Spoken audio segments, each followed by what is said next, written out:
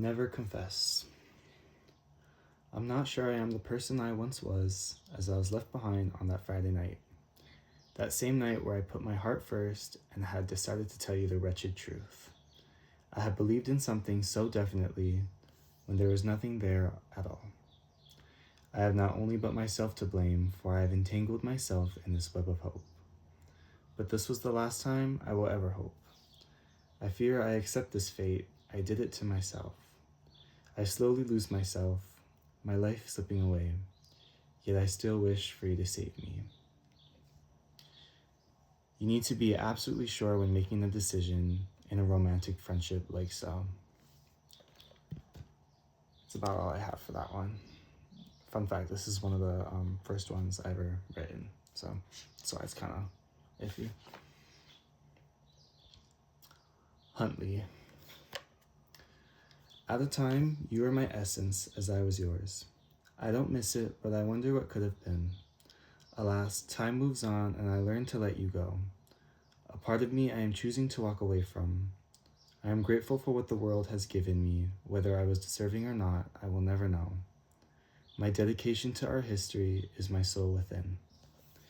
And I know that one day my soul will smile, as I have chosen myself, and I will not look back. Perhaps we'll meet again in another life. This poem is about letting go of someone. It's interesting to think about how there was once a time in your life a person can mean everything to you, and now they mean nothing. Time does heal all wounds, and letting go is one of the healthiest things you can do when someone walks out of your life in an unsatisfying manner. You don't necessarily need to forget about all the moments, but more so not let it affect you in a way that is detrimental to your overall being. In the end, you need to be the one to save yourself. Let it end, let it hurt, let it heal, let it go.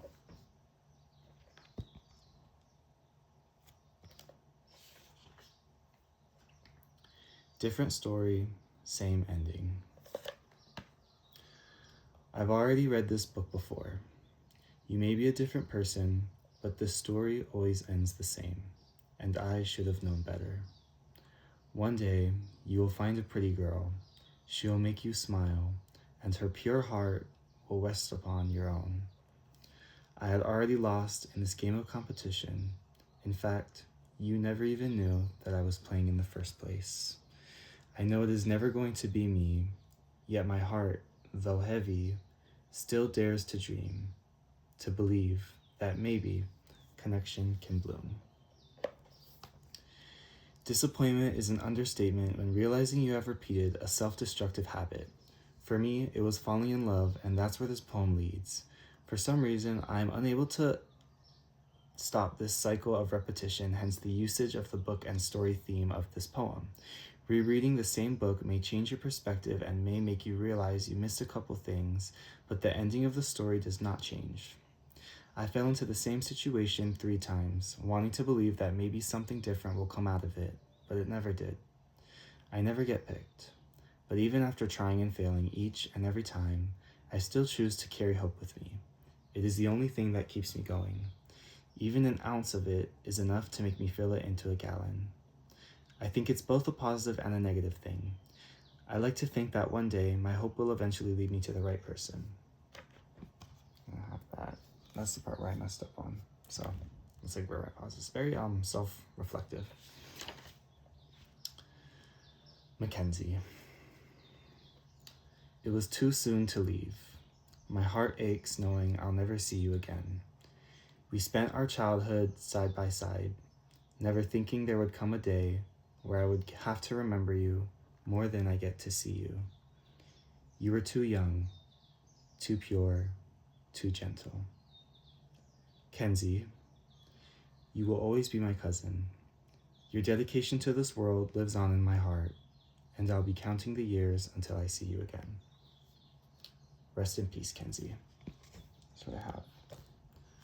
So, I know that's only 4 poems. Like from the poem that I started on, it started at 7. And I did have a 6th poem prepared, like on my list, but I ended up scrapping it just because I had like issues with it. I didn't really like it, so I just kind of got rid of it. So that's why there's no sixth poem. It just kind of skips from from Frostbite to Never Confess. It just sort of skips the number 6. So eventually, when we get down that later, it'll be 101 instead of 100. Still 100 poems, but just because I skipped 6, and I'm not gonna change the number system that I have going, I guess. And that might happen if I scrap more poems, which hopefully I don't. I didn't like it. It was called Please Clip My Wings, and overall I just think the structure of it was kind of messy. The metaphors didn't really align.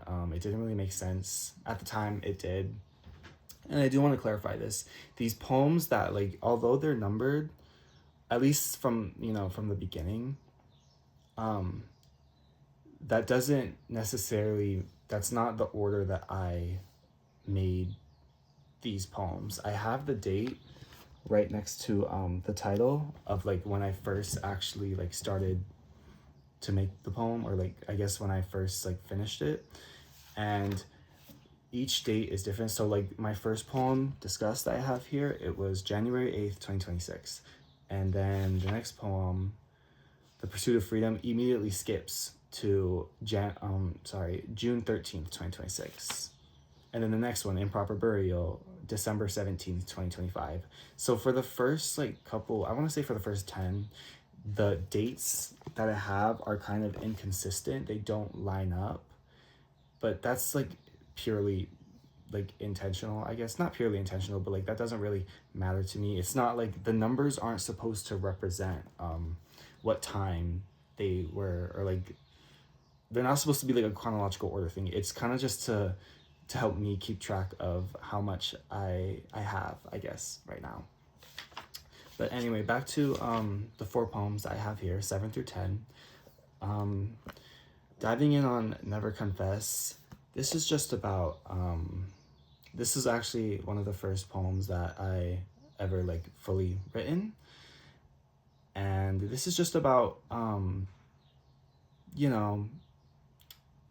having feelings, romantic feelings for someone, and making a stupid decision based off of those feelings that kind of ruins everything. So straight up, I'll just say it from my experience. I confessed feelings for a certain person after a while, and it didn't really end well. It didn't end well at all. And that friendship, even beyond the friendship that I had with them is non-existent. I don't talk to this person anymore at all. So that's why I made this poem. And the only note I have here, I didn't really want to write on it because it's not something that I want to look back and sort of think about or remember, because I'm past it. I moved on from it, and I don't really think about it that much anymore. But I will say it does, the things that I guess came from it kind of still affects the way I think, or the way that I move and stuff like that. So yeah, the only thing I have is you need to be absolutely sure when making a decision in a romantic friendship, because I didn't want to really write about it. I didn't really want to go into that about it. And then for Huntley, this poem is about letting go of someone, like I read earlier. This poem basically is just about, it could be about a friend, a lover, really anyone. It's about letting go of someone. And not in the way of letting go of someone that passed away, but letting go of someone that left your life in a way that wasn't really satisfying. And so you're letting go that part of you that, still holds a weight, and you're taking this weight off your shoulders and you're just putting it on the ground. So you yourself are able to walk freely, and you yourself are able to move on, in a healthy manner. And, that's why I kind of wrote about, it is kind of weird to think about how there was once a point in your life where this person could have meant the world to you. This person could have meant everything to you. And, in the present day, they can mean nothing to you now. And, I have experienced this. That's why I wrote about it. So that's about it. That's why in the end, just let it end, let it hurt, let it heal, let it go. Emphasis on let it go. And, no matter how long it takes, time does heal all wounds. Trust me, I know. different story, same ending. This is one of my favorite ones, and this is one of the ones as you can see, I wrote the longest on this one because I had a lot to say about it. So for me personally, I fell in love with three different times, which is kind of crazy. I'm 19 years old and I've only had like 3 people that have been like that important meaning to me. And each time it hasn't really ended well, or it didn't end in a satisfying result. And so that's why, I use the books and the story metaphors to kind of portray that it's the same situation. So it's the same book that I'm reading, and I'm expecting a different end result from the book. But the story is always going to end the same. No matter what happens, you can't change the ending of a book. Rereading the book may change, like I said, I said earlier, it may change the way you think about, and it may make you realize that like, oh, I missed a couple things. It may change your perspective, but the ending will never change. And for some reason, when it comes to me, I am very self-aware of that, and I know that. It's just for some reason I can't like seem to stop myself, which is a bummer and it sucks. But that's kind of just the way I'm wired, I guess. And like when I talk about hope, that's when like hope is really the only thing that keeps you going. Even the small ounce of hope, I'll take it and I'll run a mile with it. And so it is really the only thing that keeps me going, but it's just enough to keep me going, which, like I said, it is a positive and a negative thing, because I feel like I just want, like, even though I know that, nothing is gonna really come out of this, the hope will be like, oh, but, what about this? And it'll, gives you hope. It gives you false hope. But eventually I think having hope is good in the normal sense. Sorry. Okay, I'm sorry about that. And then last I have, for the 10th poem, it's called Mackenzie. So a little brief story on this. Mackenzie is a cousin of mine. So this is a poem that is strictly personal, strictly like relates to me. It's about me and, my life. So this is really just like a poem that's, like I said, strictly personal. So it's about Mackenzie. Mackenzie is a cousin of mine who passed away on June 4th, 2026. And today is July 10th, 2026. So around a month ago. So this is a very recent poem.